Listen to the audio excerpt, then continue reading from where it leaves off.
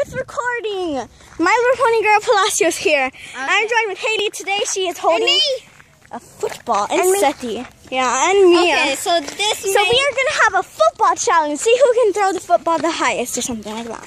And the farthest, actually. Yeah. Okay. So who's gonna go first? Oh, and we're also gonna be doing that. Kicks in the foot.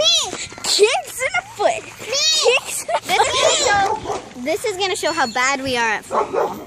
Dun, dun, dun. Don't look at me like that.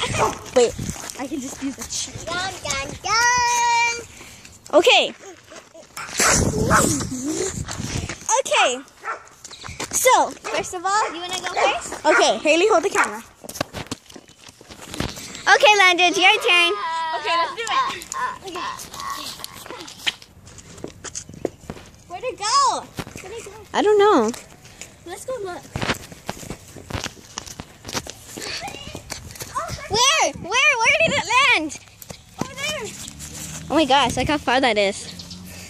That far, like 100 inches. Well, actually, that is a mile right there. A mile.